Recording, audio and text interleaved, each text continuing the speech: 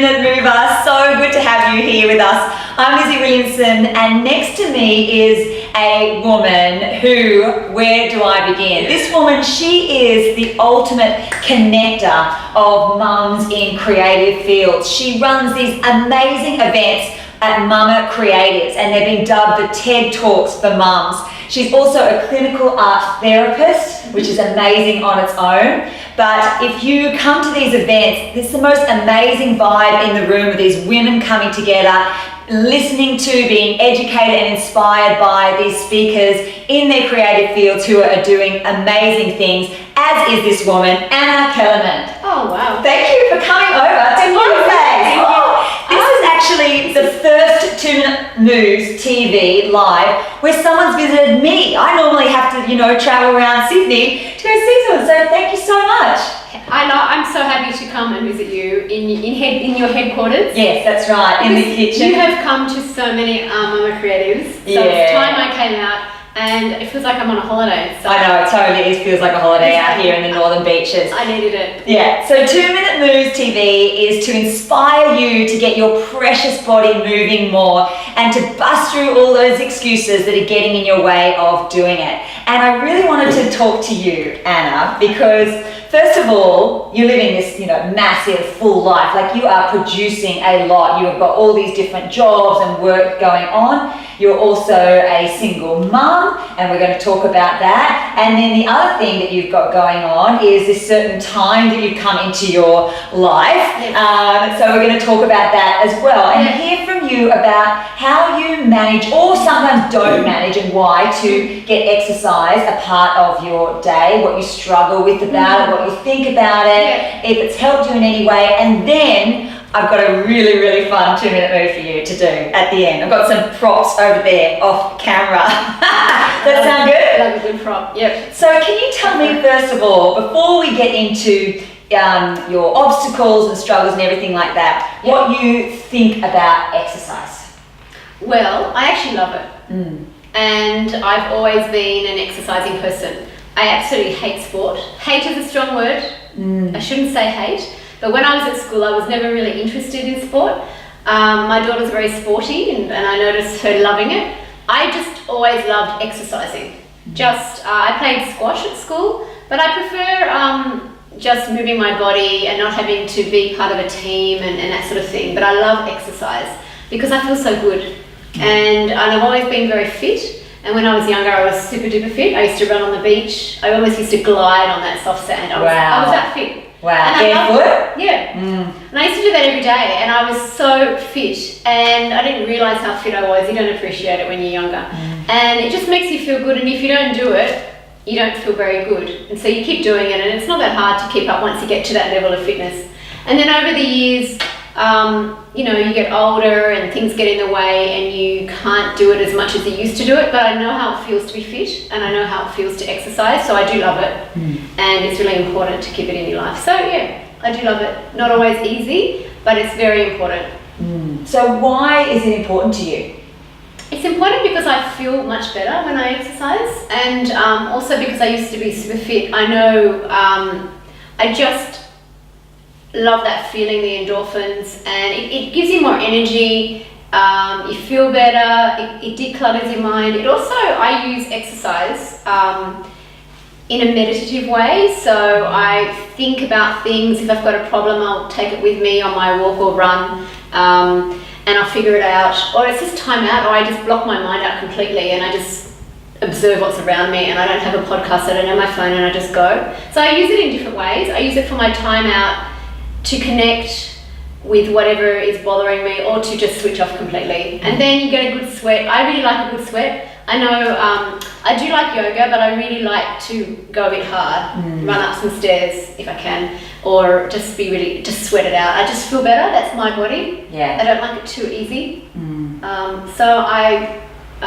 was the question? You're answering it. So just stop going off camera there. You're like, what's the question? The question was totally about what you think about exercise. And I really love that. And I love what you're saying about the way that it makes you feel. And I think the thing is, a lot of us know it, right? We know that exercise is something that does go beyond the physical changes it does for our body. It also really, really plays a part and a role in the way that we feel, and it helps us, makes us feel good. Yep. But so many of us struggle to do it in different times of our lives. You know, we've got that excuses voice that always comes in and says, I can't do this because of this. Maybe it's the last thing we feel like doing. So what is it for you? Like what is your biggest kind of struggle, or has been your biggest struggle when it comes to exercising? Definitely, I've had periods like that. So I haven't been a super duper fitness freak all my life. Obviously, the big thing is having children, so having my daughter. Also, I had my daughter in Spain and in Madrid. And in Madrid, I don't know if you've been there, in summer, it feels like you're opening an oven. And we didn't have air conditioning in our apartment where we were living at the time, and it was absolutely impossible to exercise because you could barely breathe. And I was pregnant, and then I had my daughter who was premature, and I was very sick, and I'm not about to run out and do anything in that heat. And then in winter it's absolutely freezing, and it actually snowed when we were there. So I found exercising there very hard to find a routine because of the weather. And so I really like bike riding, so I tried to bike ride, and I got back on my bike, and I kind of did things that way. But it's not the kind of city where you can walk around and exercise or run like here. And not everyone does it in the morning, everyone does it in the afternoon and all that sort of thing. So I found it very hard in some climates, and also when my daughter was a young baby. So I didn't actually put any pressure on myself, and I didn't exercise because I was unwell. I had preeclampsia and HELLP syndrome, and my body needed to repair. So I just I didn't do too much, and I didn't put any pressure on myself because I needed to recover in other ways, and I wasn't going to put pressure on myself. But then as she got a little bit older, we went and stayed in the south of Spain, and it was easier to do some walks with the pram. And then when she reached 1 and my body got a bit healthier, I was able to just use the pram. When we came back to Australia, we didn't have a car, and I prammed it everywhere. That pram was my car. I put everything in it, and I just got so fit. I would walk everywhere with that pram, and it was just an excuse. I'd take her for a walk and get her to sleep, and anything we needed to do, the shopping or visiting people or anything, I would walk, and that got me back into shape. And so there's been other periods of time where it was harder to get up. And so last year I separated, my husband and I separated a year ago now, and before that I would go and do my exercise while they were asleep early in the morning, because I love getting up early, like 5, 6, 7 in the morning, and I'd go and do my exercise and get it out of the way. And so the biggest thing for me has been to overcome that really early morning time when it really suited my body to get up and get it out of the way. Because I like exercising to start my day. And if I don't start my day with exercise, it's hard to say, oh, well, I haven't got time now, it's going to eat into my work day. And so I've had to rearrange my priorities and say, you know what, it's so important that I get it done, because if I don't get the exercise in, I feel really edgy, because I'm suffering, I'm going through, not suffering, I'm experiencing perimenopause, which is the lead up to menopause. And there's all these symptoms. And if you don't move your body, you get really edgy, you get crazy moods, you put on weight really easily, and you just feel sluggish and foggy and all these things. And if I exercise and eating well is the only way I can manage it, or I could take HRT, which I thought about, and I'm trying not to. Not that I'm against it, it's just that I want to try to do it in a healthy way. I'm just like that. Not healthy, but just more natural. So I've had to now exercise after the school drop-off. And I just do a bit less. I don't have the perfect walk down to the beach and do my usual whole big walk. I just do it maybe in half an hour or 45 minutes or even 20 minutes, whatever time I've got. We've also live on the top floor. It's 128 flights of steps. And so I just go up those stairs if I need to. So I just try to fit it in. And we live across the road from an oval, so I run around that. And if I can't do it without my daughter, I'll bring her with me sometimes in the holidays. So she'll come and do something, and I'll run around the oval, and then I'll come and play with her, and then I'll run around the oval and play with her, and then I'll run up and down the steps in the park. And she'll be there with me. So I've just brought her with me. I haven't not done it. I guess there's been times last year when I was having a really hard emotional time with the separation, and I didn't do much, and I really felt the difference.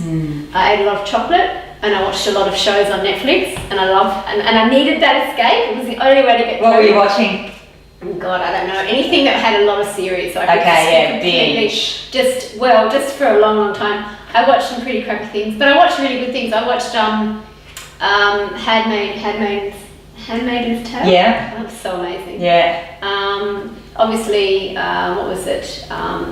With Kevin Spacey. What was that called? Oh, yeah. House of Cards. Yeah, House of Cards. Lots of stuff. Good stuff. But yeah, I completely transfixed. So I didn't do anything. So last year was a terrible year for me in terms of exercise. But I had to sit through it. Yeah. And I remember I was feeling so bad some days that I literally felt really heavy, and I forced myself to walk. And I have a friend who used to live across the road, and we used to go together. She was also having a hard time. So we used to go for a walk together, and we would both be like this, you know. And then some days I'm like, oh my goodness, I've got all this energy. And she wouldn't keep up with me. And other days she had energy, and we helped each other. So I would say when you're having a hard time, go with someone if you can. Yeah, it's a really good tip. And you don't really need to go really fast. Just, it's really healthy, and it can change your mind. Just something happens, and when you don't do it, with all that chocolate and TV last year, I was just like...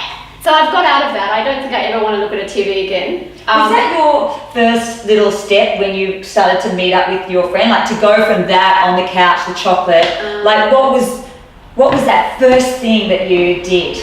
Well, she was also having a hard time, and I think she was maybe a little bit more down than me. So I felt it just was fun. Yeah, I think it probably was. It was probably me helping her and her being receptive to that was probably the first step, because it was such a big change of life after 14 years together with someone and having a child and suddenly becoming a single mother and all this sort of stuff and and I felt resentful that I didn't have my morning. I really loved that routine, and I'm like, okay, well, you either do it or you don't. There's nothing you can do about it. So I just thought, well, other things will have to wait. Health cannot wait. I've always been very energetic, and I don't like not being energetic, and the only way I can feel energetic is to go for a walk or a run and sweat. And I went this morning, so I'm full of beans. Oh yeah, nice. You are. I love that. And then I had a shower, and I had to get dressed in activewear. I didn't have to. Oh, you've done better than me. I haven't had a shower yet. It's like, oh my goodness. But I just feel great. I feel great. It's because I feel really great, and I have energy, and I have focus, and I've had that time. And there's so many things that I feel if I exercise, and when I don't exercise, it's the same. It's the same, but in reverse. So I feel lethargic. My moods tend to change. I'm more edgy. I'm irritable. I'm impatient. You probably don't eat as well, which then affects your moods again. It's just very basic, but it actually you really need to make it a priority, because it's very easy not to let it very easy to let it go out of your life if you don't make it a priority. Yeah. So in addition to eating a lot of chocolate and watching a lot of Netflix shows and catching up on all that, I actually did go back in the kitchen and start cooking, really nurturing healthy food. So for me, cooking is also very important. Yeah. And eating really well. Absolutely. I'm curious, when you experiencing these symptoms, perimenopausal symptoms coming up to menopause, I know certainly because I've experienced depression, and like you're saying, when you are here in this time in life, exercise is such an important thing, not only for mentally, but for physically, right? And it's the same when you have depression, anxiety, and yet it is the last thing you feel like doing, and it's really hard to do. Is that the same feelings, like when your hormones are kind of going a bit crazy? Is it harder to get yourself exercising at that time or not? Good question. Sometimes. I've been having perimenopause for 5 years now, and what comes with that is a whole lot of stuff. You get more edgy. Even if you're not an anxious person, you do get you get these anxious feelings, and anxiety, and exercise is really a massive relief for that. Yeah. But it's very hard to motivate yourself sometimes as well. So it is quite hard. I've always used exercise as a way to help my body. So when I was younger, I had very bad period pain. menstrual cramps, and the only way to get rid of those cramps and the back pain was to walk. Interesting. And so I'm used to it. But yeah, it was hard. It has been hard because you don't feel like it. You can't be bothered. You feel fat. You feel heavy. Even if you're not, you feel quite what's the word? Puffy and bloated maybe. And so you can't be bothered. You just want to eat chocolate and you just want to go to sleep. That definitely happens, and you just got to push yourself. You've got to go, you know what, I'll just go out for 10 minutes, or I'll go with a friend. Or do your stairs, just kind of do something. Yeah. And then when you're in it, you just push yourself. I mean, there were days where I just could barely do it, and it was really hard. And if I didn't do it, then you can spiral down quite quickly. And the only thing with perimenopause is eating well and cutting out sugar. So I went to my doctor, so I was 41 when I first started getting symptoms. I started, because I had such a life-threatening serious birth with the HELLP syndrome, when I was 41 I started to get bleeding between my periods, and I thought that's not usual, and because of what happened to my birth I thought, oh no, is there something more weird happening to me? Is this a problem? So I went to my doctor and I said this is happening, and she actually used the word perimenopause for the first time. I'd never heard of it. This is 5 years ago, so I'll be 47 this year. Oh my goodness. And but I feel 29 permanently. So and she just used the word perimenopause, and it was in no one's vocabulary. No one was talking about it. And so I spent 2 to 3 years going to all these experts, understanding everything. And what happens is you start to not feel very well. Your moods change. You don't feel like you look very good. But what's also happening, apart from that, is on the inside, with the changes in the estrogen and the hormones, it can also affect your potential to get osteoporosis and diabetes. Absolutely, and so there's all that. So you've also got to watch your sugars. So you might eat well, but if you're eating carbs, that can convert to sugar. So I was having all these tests and my sugars are very high. So I cut out sugar and my sugars were still spiking very high. And she said, cut out carbs. And I'm like, oh my goodness. And I'm a really good cook. And I'm thinking, cut out sugar, cut out carbs, do this, do that. And I didn't know where to start. I'm like, what can I eat? So then I went to a nutritionist who's a medical nutritionist, Tabitha, who's fantastic. And she told me all this stuff that I could eat. And I was like, oh, thank goodness. But it took so time consuming and so hard to work it out. And I would have to say that not everyone's like me. We're all individual. I would go to your GP if there's something wrong with your periods, if you're feeling edgy or you're feeling more in a rage when you get your period or before your period. It could be the beginning of something. So go and get your blood tested, and that's the best way to find out what's happening and have a good GP. So what happened was, for 5 years I've been going through this, but many people don't know about it. And I wanted to talk about Michelle. Can we do that? Yes, we can, definitely. Because along the way I've met all these amazing people, and one of them is Michelle Chevalier-Hedge. And I don't know if you can see that. She's written this book called The Australian Healthy Hormone Diet.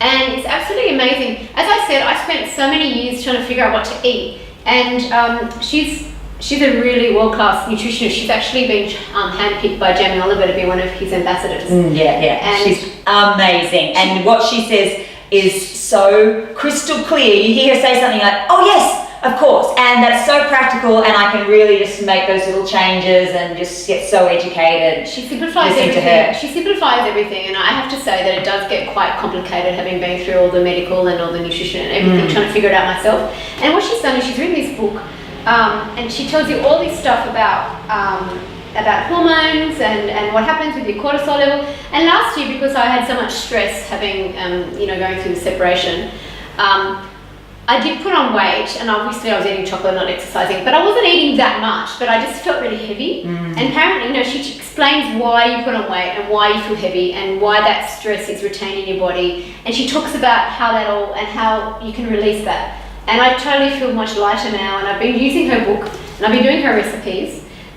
It's basically, she gives all this information up front, and then she has a 4-week reset with recipes and eating plans and how to increase energy, which is so important. It's about the energy, I think.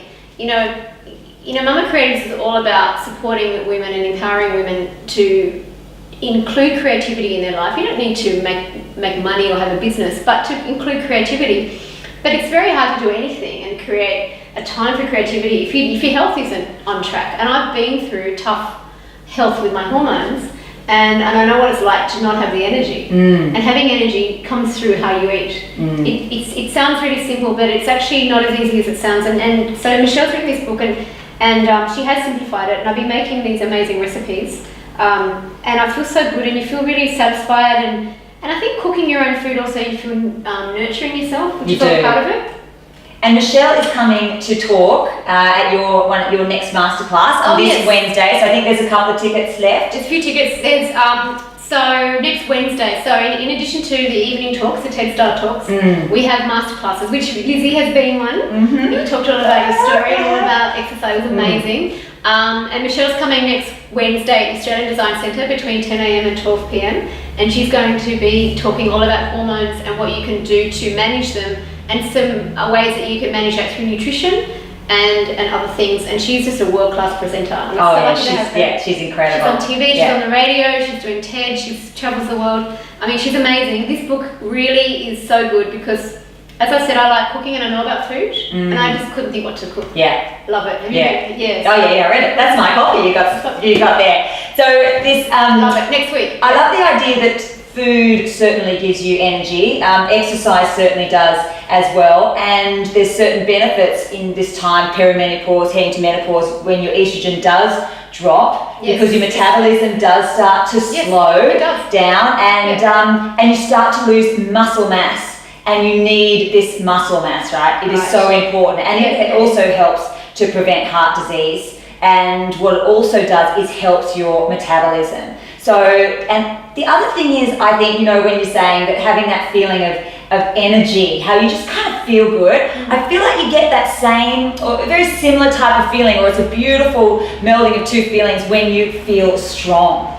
Right. And having that strength. So not only do we need to build muscle mass for our physical bodies, I feel like mentally, when you are stronger, especially like this time in your life when you just sort of, when you're having this crazy, that idea of when you are heading up the stairs, you're stronger, so you can sort of power up the stairs, or just having that feeling of strength when you're heading into a meeting, or you've got to stand up for yourself or something like that. So strength work, lifting things, lifting weights is so important. And good for osteoporosis as well. It's brilliant, So what I am going to do with you now You're going to do some we are going to do some lifting. But you know me, I do not do weights and things like that, because if you've got dumbbells, they're probably sitting in a cupboard somewhere with cobwebs on them. So what we're going to do is show you a way to easily get a little bit of strength work into your everyday life, right? Okay? So it involves a couple of props. I'm going to go and get them now. So I'm going to pull out the camera. So here we go, pulling back. And so tell us a little bit more about Michelle's talk while I'm doing, or whatever you want to say there. Well, Michelle's talk's next Wednesday at the Australian Design Centre. You can go to the mamacreatives.com on the events page or on the homepage and see more about it. She really is amazing, and we only have small groups for our masterclasses.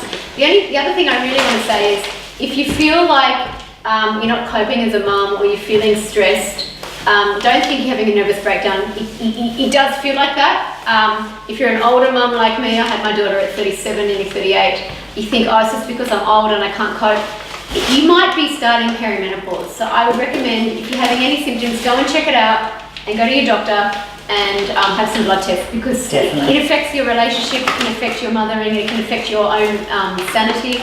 And once you realise what it is and you can learn to manage it, it will absolutely change your life. Just choosing the really heavy ones for you. You know what? Do you know what I do sometimes? To fit in exercise in my life? So if I need to do the shopping, I go down and I walk down with my shopping bags, and then I come back, and I always buy too much, and my shopping bags are about 10 times heavier than that. These are so much heavier. I just grabbed some stuff.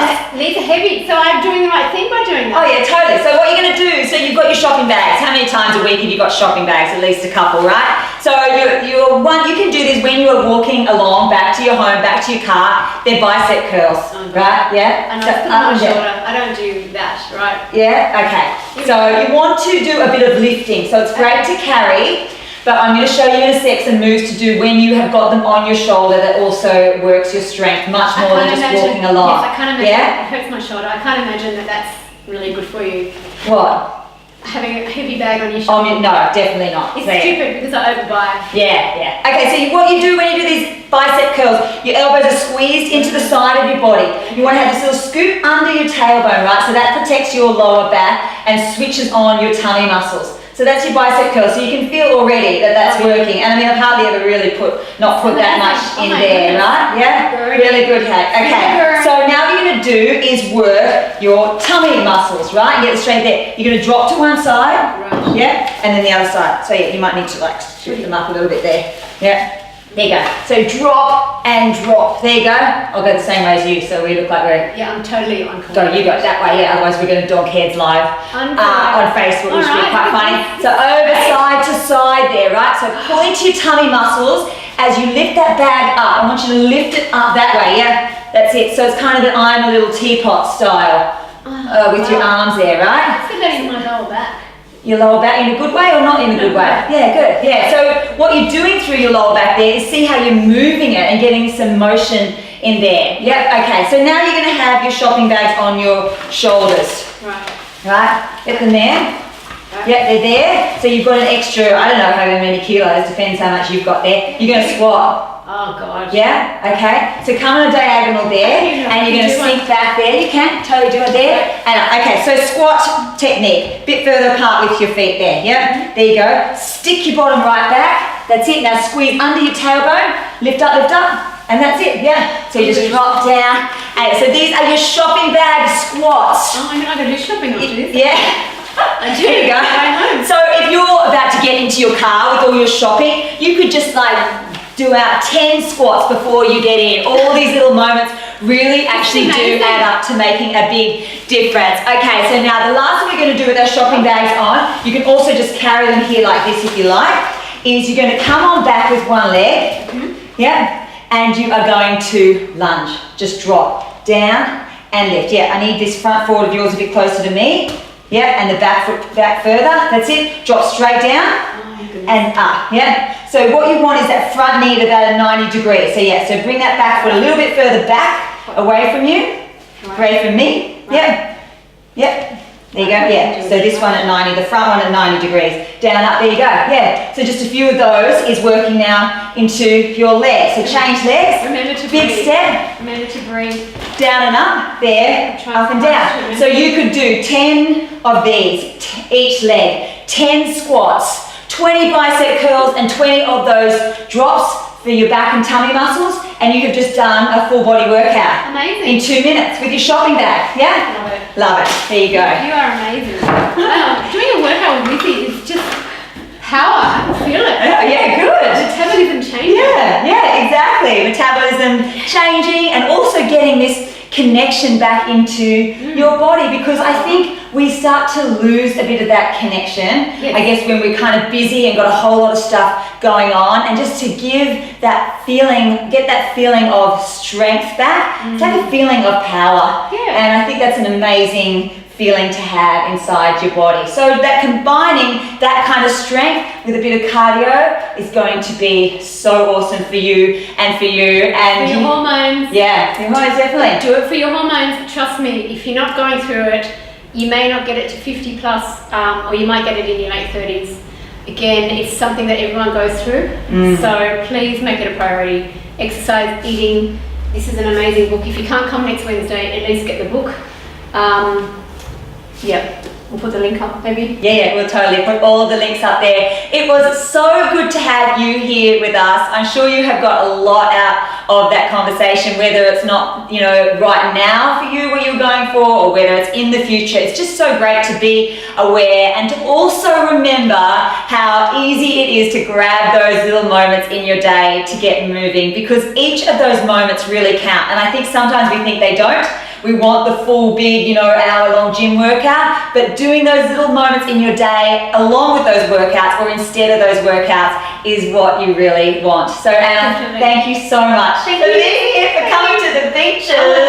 On holiday. Thank you. And yes, we will see you for another 2 Minute Move live very, very soon. make sure you check out Mama Creatives. It is an amazing place to be, and even if you're not in Sydney, just check out the website and you'll find all the different ways that you can become involved. You've got Michelle Chiavelli-Hedges masterclass on Wednesday and her book. All these things I will have there in the links in the comments. So see you soon. Bye. Thank you.